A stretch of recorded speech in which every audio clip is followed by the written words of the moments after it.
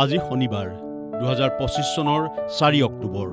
আজি বিশ্ব পশু কল্যাণ দিৱস। পশু কল্যাণ আৰু অধিকাৰক উৎসাহিত কৰাৰ লগতে জীৱ-জন্তুৰ সুৰক্ষা সম্পৰ্কে বিশ্বব্যাপী সজাগতা বৃদ্ধিৰ উদ্দেশ্যে ইটালীৰ প্ৰকৃতিপ্ৰেমী কেথলিক ভিক্ষু ICCৰ ছেইণ্ট ফ্ৰেন্সিছৰ স্মৃতিত 4 অক্টোবৰৰ দিনটো বিশ্ব পশু কল্যাণ দিৱস হিচাপে উদযাপন কৰা হয়।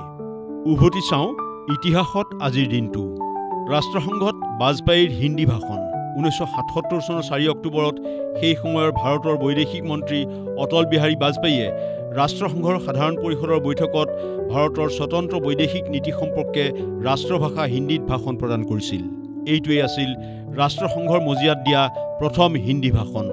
উইকিলিক্সৰ প্ৰতিষ্ঠা 2006 চনৰ 4 অক্টোবৰত অষ্ট্ৰেলিয়াৰ জুলিয়ান আছাঞ্জে প্ৰতিষ্ঠা কৰে চৰকাৰী আৰু কৰ্পৰেট অসৎ আচৰণৰ গোপনীয় তথ্য প্ৰকাশৰ বাবে প্ৰসিদ্ধি লাভ কৰা অব্যৱসায়িক আৰ্কাইভ উইকিলিক্স।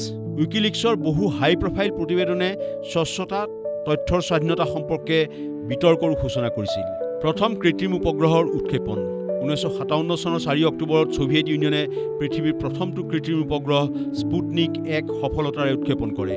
পৃথিৱীক প্ৰদক্ষিণ কৰা এই উপগ্ৰহৰ উৎক্ষেপণে এক নতুন মহাকাশ যুগৰ সূচনা কৰে। প্ৰথম US অপেন গল্ফ চেম্পিয়নশ্বিপ 1895 চনৰ 4 অক্টোবৰত আৰম্ভ হৈছিল প্ৰথম US open golf championship. Road আইলেণ্ডৰ নিউপৰ্ট কাউণ্ট্ৰি ক্লাবত অনুষ্ঠিত এই প্ৰতিযোগিতাত চূড়ান্ত বিজয়ী হৈ $150 আৰু সোণৰ পদক লাভ কৰিছিল 21 বছৰীয়া ইংৰাজ খেলুৱৈ হৰেছ ৰলিন্সে। মাইকেল শ্বুমাকাৰৰ অৱসৰ 2012 চনৰ 4 অক্টোবৰত 7 বাৰৰ ফৰ্মুলা 1 বিশ্ব চেম্পিয়ন জাৰ্মানীৰ মাইকেল শ্বুমাকাৰে তেওঁৰ শক্তি আৰু প্ৰেৰণা কমিবলৈ আৰম্ভ কৰিছে বুলি উল্লেখ কৰি 2012 চনৰ ছিজনৰ শেষত ৰেচিঙৰ পৰা অৱসৰ লোৱাৰ কথা ঘোষণা কৰে। বাইবেলৰ প্ৰথম ইংৰাজী অনুবাদ প্ৰকাশ 1535 চনৰ 4 অক্টোবৰত ছপা হৈ ওলাই উইলিয়াম টিণ্ডেল আৰু মাইলছ কভাৰডেল মেথিউৱে কৰা বাইবেলৰ প্ৰথম সম্পূৰ্ণ ইংৰাজী অনুবাদ। ইয়াৰ ফলত ইংৰাজী ভাষীসকলৰ বাবেও বাইবেলৰ অধ্যয়ন সুলভ হৈ পৰিছিল। গ্ৰেগৰিয়ান কেলেণ্ডাৰ 1582 চনৰ 4 অক্টোবৰত ইউৰোপৰ কেথলিক দেশসমূহে প্ৰথম গ্ৰেগৰিয়ান কেলেণ্ডাৰ প্ৰৱৰ্তন কৰে। পূৰ্বৰ জুলিয়ান কেলেণ্ডাৰৰ সৈতে মিলাবৰ বাবে 10 দিন এৰি পৰৱৰ্তী দিনটো 15 অক্টোবৰ কৰা হয়। ব্ৰিটেইন আৰু আমেৰিকাৰ উপনিৱেশসমূহে 1752 চনত গ্ৰেগৰিয়ান কেলেণ্ডাৰ গ্ৰহণ কৰে। গৃহহীন যীশু 2018 চনৰ 4 অক্টোবৰত আয়াৰলেণ্ডৰ ডাবলিনত উন্মোচন কৰা হয় গৃহহীন যীশুৰ ভাস্কৰ্য।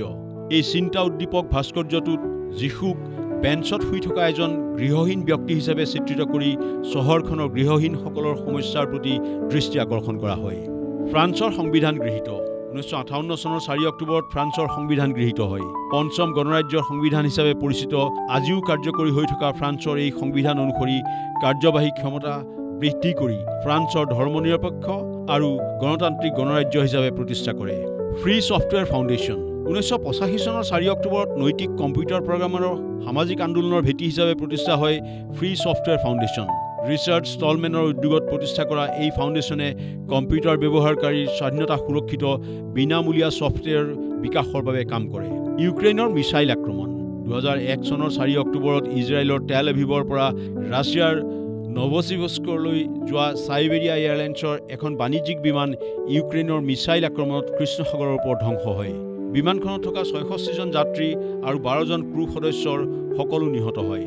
ইতিহাসৰ বৃহৎ ডকাইতি 1997 চনৰ 4 অক্টোবৰত উত্তৰ কেৰোলিনাৰ চাৰ্লটত লুমিজ ফাৰ্গো এণ্ড কোম্পানীৰ ভল্টৰ পৰা ডকাইতে $17.3 মিলিয়ন লুট কৰে। আমেৰিকাৰ ইতিহাসৰ দ্বিতীয় বৃহত্তম এই ডকাইতি সংঘটিত কৰা 24 জনক দোষী সাব্যস্ত কৰা হয় আৰু 88% ধন উদ্ধাৰ কৰা হয়। পশ্চিম গোলাৰ্ধ ভ্ৰমণ কৰা প্ৰথম পোপ 1965 চনৰ 4 অক্টোবৰত চতুৰ্থ পোপ জন পল নিউয়ৰ্কত উপস্থিত হয়। তেওঁই পশ্চিম গোলাৰ্ধ ভ্ৰমণ কৰা আৰু ৰাষ্ট্ৰসংঘত ভাষণ দিয়া প্ৰথমজন পোপ হিচাপে পৰিগণিত হয়। কুইনাইন আৱিষ্কাৰকৰ জন্মদিন 1633 চনৰ 4 অক্টোবৰত জন্ম হৈছিল মেলেৰিয়াৰ ঔষধ হিচাপে কুইনাইনৰ উৎস চিনকণা বাকলিৰ ব্যৱহাৰৰ বাটকটীয়া ইটালীৰ যশস্বী চিকিৎসা বিজ্ঞানী বাৰ্নাৰ্ডিনো ৰামাজিনিৰ। ইনফৰমেশ্যন ডেস্ক, দেশ টুডে।